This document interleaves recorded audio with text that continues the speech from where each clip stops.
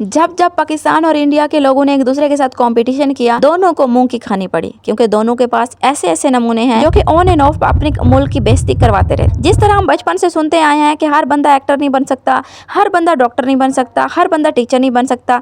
ये क्वालिटीज़ या तो इंसान के अंदर पैदाइश से होती हैं या फिर इंसान को प्रैक्टिस करनी पड़ती है। और कहते हैं ना, प्रैक्टिस मैन परफेक्ट नहीं, हाँ औरत भी परफेक्ट हो सकती है। तो जहाँ पे बात यह है कि प्रैक्टिस ही इंसान को परफेक्ट बनाती है। लेकिन आजकल कुछ लोग ट्रेंड के पीछे इतना भाग रहे हैं कि उनको यही नहीं समझ आ रही कि एटलीस्ट हम जिस काम को स्टार्ट कर रहे हैं उसकी प्रैक्टिस ही होनी चाहिए। आज की वीडियो में हम दो ऐसी स्टोरीज को कवर करेंगे जो कि एक तो इंडिया से है और दूसरी हमारे अपने मुल्क पाकिस्तान की, क्योंकि दोनों ही की एक्ट्रेस ने, पाकिस्तान को और इंडिया को, दोनों ही एक्ट्रेस ने अपने आप को बहुत ओवर एक्टिंग करके अपने आप को बहुत ज्यादा तनकीद का निशाना बना दिया है। सबसे पहले हम बात कर लेते हैं पाकिस्तान की एक्ट्रेस फिजा अली की।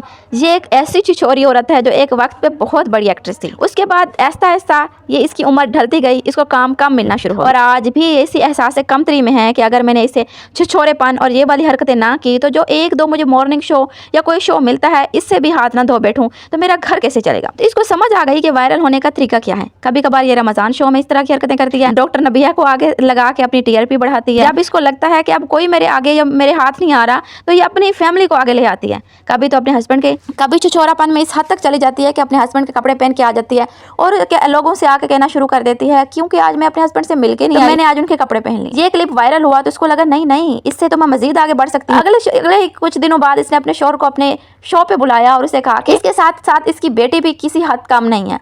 उसको भी प्रॉपर स्क्रिप्ट दे के बिठा दिया गया कि तुमने ऐसे कहना है और हमने ये वाला काम करना है। और उसके मुंह पे क्या कह रही है ये आप खुद सुने। अभी वो आपको बोल रही कि मुझे उठा के दिखाए तो क्या उठा लेंगे? Yes please. ऐसे ही था फिजा को सारा टाइम पता भी नहीं होता। ऐसे में क्या अस्सलाम वालेकुम नहीं ऐसे सीधा रहना आपने। अच्छा अस्सलाम वालेकुम। अस्सलाम वालेकुम। क्या हाल है?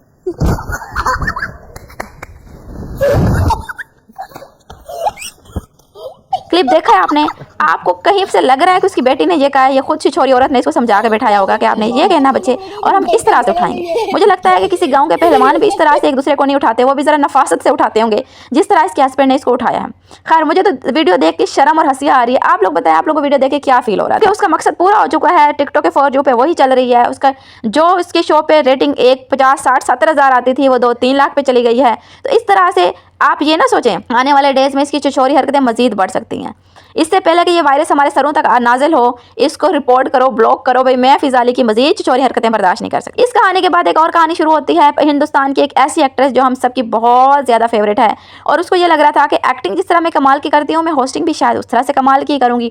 और बगैर स्क्रिप्ट देखे, बगैर प्रैक्टिस किए, बगैर सोचे समझे उसके शो के ऑनर्स ने भी उनको आगे कर दिया कि भाई टीआरपी आएगी, तुम कुछ बोलो ना बोलो, तुम उल्टी बातें बोलो, सीधी बातें बोलो, लोगों ने तुम्हें देखना है, तुम क्या बोलोगे ये तो कोई सुनने ही नहीं आया। यहाँ तो सिर्फ ठरकी मर्द पाए जाते हैं जो सिर्फ तुम्हें देख रहे हैं। उसने भी इस स्क्रिप्ट को फॉलो करते हुए क्या अनाप शनाप बातें बोली, उसको खुद ही समझ आ रही थी वो क्या बोल रही थी। कोशिश भरपूर कर रही थी कि ऑडियंस हंसे, लेकिन ऑडियंस थी वो हंसने का नाम ही नहीं ले रही थी। 2019 से लेके 2026 तक इतना कुछ बदला होगा। Okay, if I have to think about it, in 2019 I was shooting for a Sanjay Leela Bhansali movie, correct? In 2026 I'm kind of still shooting for a Sanjay Leela Bhansali movie. At the end उसको खुद भी feel हो रहा था, embarrassment feel हो रही थी कि ये क्या हो रहा है, लोग तो हंसी नहीं रहे मेरी बातों पे। अगर उस टाइम नादिर खान नहीं, उसके इर्द गिर्द के लोग और होस्ट अगर उसको सपोर्ट ना करते और उस टाइम उसके साथ ना होते तो ये कितना फ्लॉप शो होने वाला था वो आप लोग भी सोच सकते हैं। आलिया भट्ट को कोई ये समझाया कि हर दफा ओवर एक्टिंग से काम नहीं चल जाता, कभी कभार आपको अच्छे स्क्रिप्ट की भी जरूरत होती है जो कि आपको फॉलो कर लेना चाहिए। खैर आप लोग बताएं ये वीडियोस देखकर आपका क्या रिएक्शन है। मुझे तो फिजा अली को सोच के मुझे बहुत हंसी आ रही है और आलिया भट्ट का सोच के मुझे बहुत दुख हो रहा है। आप लोग बताएं आपका इन दोनों चीज़ों पर क्या रिएक्शन है। आई होप आज की वीडियो आपको बहुत पसंद आई होगी। अगर आपको वीडियो पसंद आई तो वीडियो को लाइक करें, शेयर करें, कमेंट करें, सब्सक्राइब करें और मुझे टॉपिक सजेस्ट करें कि नेक्स्ट वीडियो किस टॉपिक पर बनाऊं। मिलते हैं किसी और वीडियो के साथ, तब तक के लिए अल्लाह हाफिज़।